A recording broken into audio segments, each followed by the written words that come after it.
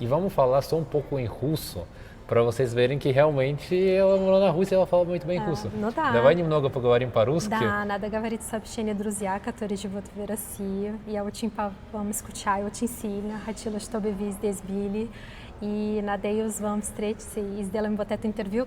Кстати, в России, может быть. Чтобы жить в России, чтобы жить в Бразилии, ты должен понимать язык, потому что эти две страны, где есть свой язык. Да. И это очень важно для социализации. Да, понимать. да. Я даже бы сказала, что ты не русский, а ты из юга Бразилии. Юг Бразилии. Если бы не сказали, я не думала, что ты русский. A gente falou brevemente aqui que para você morar na Rússia ou morar no Brasil, você tem que aprender a falar a língua local, para você poder, né, socializar e aprender mais a fundo a cultura desse lugar. Lígia, primeiramente, muito obrigado por topar essa entrevista. Eu que agradeço. E vou resumir brevemente. A gente se conheceu ontem e aí falaram para ela que eu sou da Rússia e ela começou a falar em russo comigo. Eu falei, caramba, onde que tu aprendeu russo tão bem? Aí ela falou que ela morou 7 anos na Rússia. Aí por isso eu falei, vamos já aproveitar e gravar um conteúdo pro YouTube. E aí, Lígia, me conta, o que tu veio fazer na Rússia? O que tu estava fazendo lá? Eu queria estudar fora do Brasil e eu estava buscando algo diferente. Então, por isso, a maioria das pessoas aqui do Brasil vão estudar ou na Europa, ou nos Estados Unidos, Canadá. E eu vi essa oportunidade para a Rússia e falei, bom, acho que é o que Deus está preparando para mim. Então, por isso que eu fui. Sim. E tu estava escolhendo entre ir em outro lugar ou já foi direto para a Rússia? Eu cheguei a olhar para Londres, para Inglaterra, né, em alguma outra cidade da Inglaterra, mas achei mais interessante fazer essa inovação. E já fui para a Rússia, não fui para outro lugar. Sim. Foi o primeiro país no exterior que eu fui. Legal. E o que tu já sabia da Rússia? Um pouquinho da história, sobre a questão dos czares, da época soviética, da cultura, né, dos artistas, dos músicos russos. Então isso, né, a gente acaba que conhecia. Mas aprendi muito mais vivendo lá. Então... E a expectativa que tu tinha e o que foi assim no dia a dia, foi a mesma coisa ou foi completamente diferente? Completamente diferente, né? Então eu me coloquei também nesse estado de vulnerabilidade, decidi ir realmente para experimentar o novo e foi contemplada assim com muito mais do que eu esperava. Então, questão de cultura russa, da culinária, da vivência com os russos, das amizades, dos relacionamentos. Então, isso para mim foi mais do que eu imaginava. Legal. Hoje eu vou querer saber bastante sobre a língua, como que tu foi aprendendo, e culinária. Tá. E como tu já falou da culinária, me conta quais pratos que você experimentou e o que te marcou. Olha, muitas coisas me marcaram, principalmente a alimentação saudável na Rússia, porque aqui no Brasil a gente tem a cultura de muitas frutas, vegetais, mas também tem a tendência de alimentos processados e ultraprocessados. Isso na Rússia, inclusive quando eu fui morar, eu tinha o costume de usar adoçante. E na Rússia não tinha adoçante para vender. E eu cheguei para os russos e perguntei, mas vocês não usam adoçante? Vocês tomam tudo com açúcar? E eles, como assim? Adoçante é só para quem tem diabetes mesmo, não é uma opção assim no dia a dia, porque nós não precisamos disso. E a alimentação, como comer em restaurantes na Rússia é muito caro para muitas pessoas, então a tendência das pessoas comerem comida caseira. Isso também traz muitos benefícios. Então, na minha vida de estudante, aprendi a cozinhar e com os legumes da estação, por conta do frio, nem tudo a gente achava toda a época do ano. Então, algumas coisas eu sentia muita falta, por exemplo, das verduras, né? Em contrapartida, temos aí as frutas vermelhas, os grãos, a gretka, né, que é o trigo sarraceno, que é o arroz do russo, que eu me apaixonei, que é altamente nutritivo, sopas, que é um outro costume aqui no Brasil que não tem esse costume de tomar sopa todo dia. Então, peixes, eu acho que são os que mais me chamaram a atenção. E voltando para o Brasil, tu sente saudade de alguns pratos? Muita. Tu conseguiu aprender alguma coisa para fazer? Com certeza. Em casa, inclusive, ontem nós preparamos gretka. Posso até te mostrar. Né? A gente tem esse costume de fazer borscht em casa, pelmeni, que é um tipo de massa com carne, né? Que a gente come com caldo. Smetana, alguns tipos de pirog, que são tortinhas, né? Meu marido, ele é da Rússia, mas ele não é ele nasceu em Moscou, mas ele é da Ossétia do Norte, onde tem uma culinária também parecida com a Geórgia e tem o Ossetinsky Pirogi, então tem essas coisas que a gente costuma fazer em casa, mas principalmente as sopas, né, e os temperos, endro, que é usado bastante aqui no Brasil, a gente quase não usa. Então aprendi muito lá. Legal. E teu marido tu conheceu lá? Sim, conheci meu marido lá. Que legal. Ele era meu vizinho na Obxigite. A Obxigite é a moradia estudantil. Moradia do estudantil. E ele era meu vizinho. Que bacana, agora vocês estão morando no Brasil. Sim. Que legal. Eu conheci ele em 2006, que foi o ano que eu fui. E desde então vai fazer 19 anos que estamos juntos. Que bacana. Então, aí que está a resposta onde tu aprendeu tal bem russo também. Também. Porque vocês estão convivendo mas dia a a dia. gente também começou, quando eu conheci meu marido, uma das razões que a gente conversava é porque eu falava um pouquinho de inglês e ele também. E às vezes precisava traduzir alguma coisa no inglês e eu não sabia falar russo, né? Porque eu fui sem saber falar nada russo.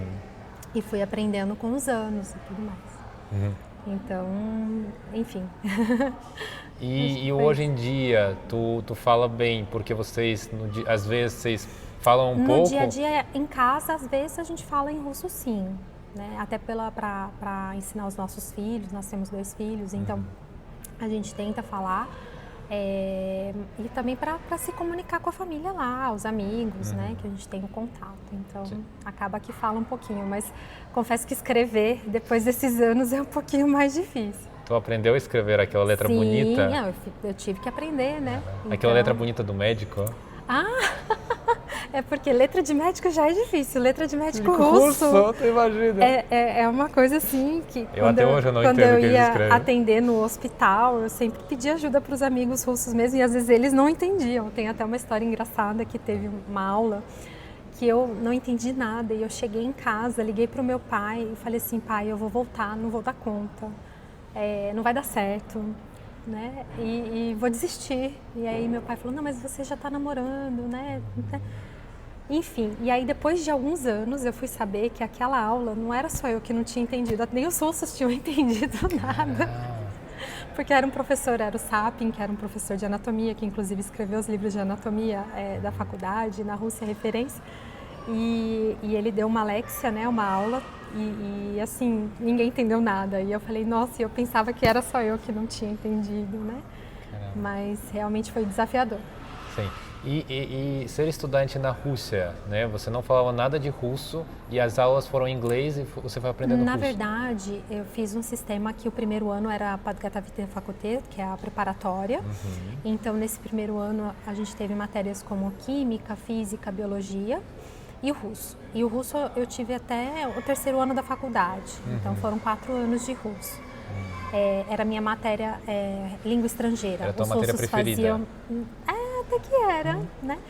E, inclusive, tinha uma matéria no primeiro ano da faculdade que era o latim, que eu deveria saber, né? Para mim seria mais fácil, mas eu repeti em latim, porque era muito difícil. Eu fui bem no russo, mas no latim, a gramática do latim é um pouco mais complexa. E aí, nos primeiros anos de curso, realmente foram difíceis, mas depois eu consegui, e no 5º ano de faculdade, no 6º ano, os professores duvidavam que eu era brasileira, inclusive. Eles acharam que eu era de alguma outra república da Rússia, às vezes da Grúzia, da Geórgia, né? Perguntavam pelo sobrenome, e aí quando eu falava que era brasileira, eles falavam, como assim é brasileira? Como assim?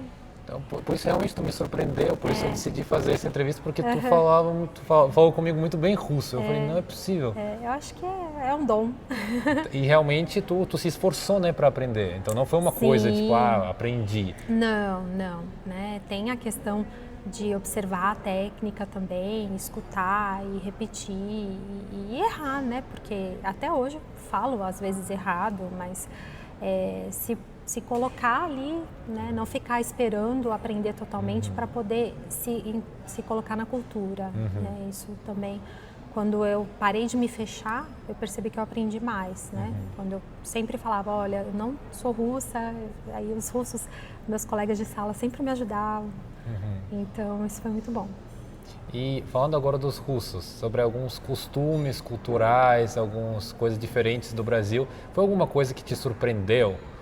Que diferente que tu acha que no jeito de pessoas se comunicarem no dia a dia, de lidar com situações? O brasileiro adora se cumprimentar dando beijinho, né? Isso é uma coisa que na Rússia não se faz, né? Você chega e você cumprimenta com um olá coletivo, né? Ou às vezes um aperto de mão. Sim. E você só abraça e cumprimenta quando você conhece mesmo a pessoa, né? Então, muitas das vezes eu chegava e na Rússia tem repúblicas que são muçulmanas, né? Então, e eu às vezes não entendia isso e queria cumprimentar todo mundo e acaba que levava uma negativa, mas depois eu aprendi, né? E na questão também de convívio, de educação, de você ter respeito aos mais velhos, aos professores, de valorizar isso.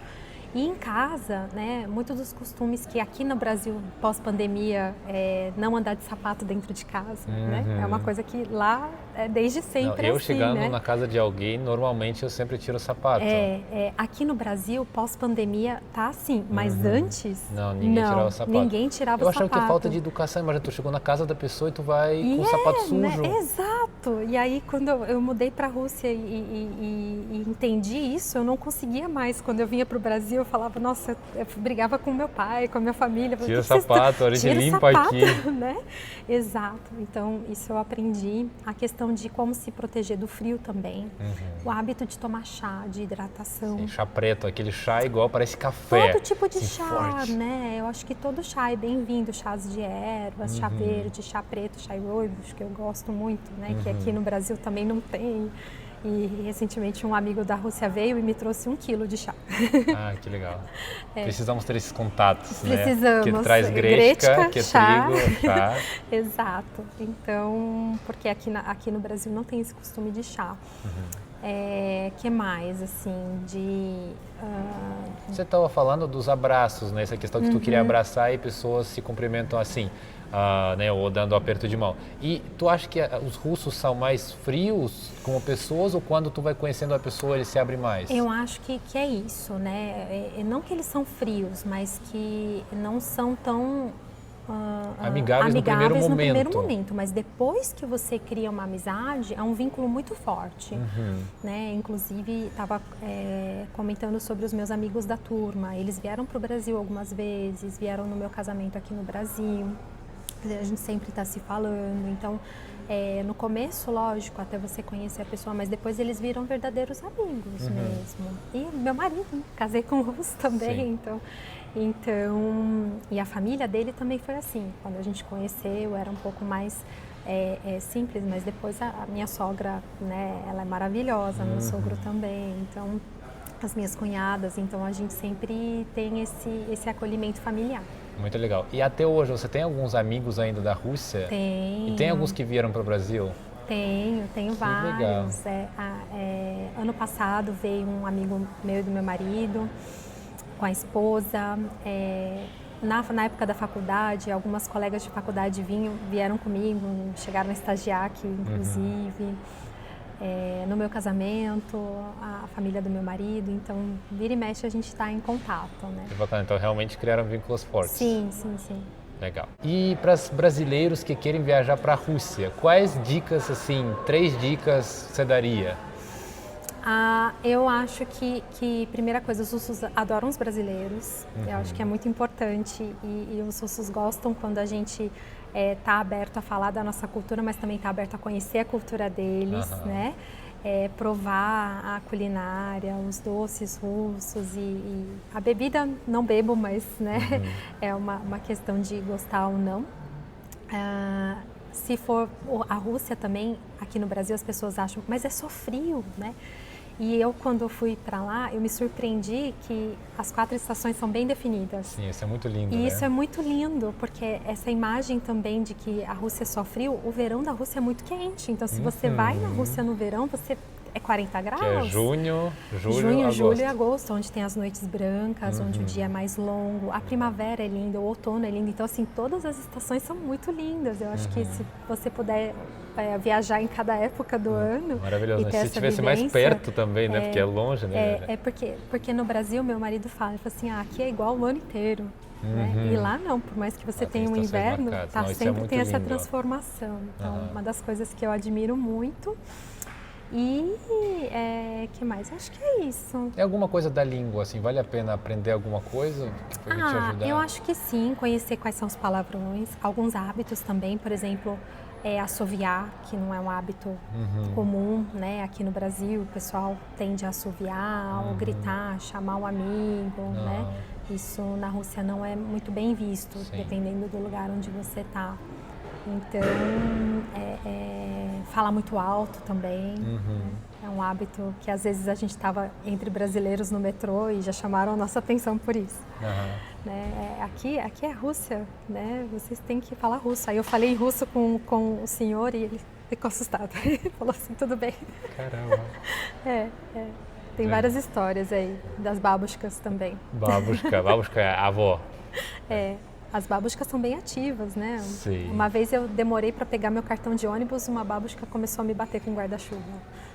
Caramba, esse vai ser no próximo vídeo que vai ser... Pessoal, a gente está fechando esse vídeo só porque, inclusive, a gente está agora no Hospital Albert Einstein, que eu estou fazendo um trabalho aqui de produção audiovisual e a Lígia, ela é aluna da pós-graduação e tu trabalha aqui também. Trabalho. Então, a gente está trabalhando, mas eu falei, não, a gente vai aproveitar esses 15 minutos para fazer essa breve entrevista. Então, com certeza a gente vai gravar mais um vídeo que a gente vai se ver ou em São Paulo ou em Floripa, né? Isso mesmo. Muito obrigado por assistir esse vídeo. Obrigada. Se inscreva no canal, deixa uma curtida, deixa uma pergunta também, que você tem curiosidade sobre a Rússia, que vamos responder no próximo vídeo. Até mais. Até.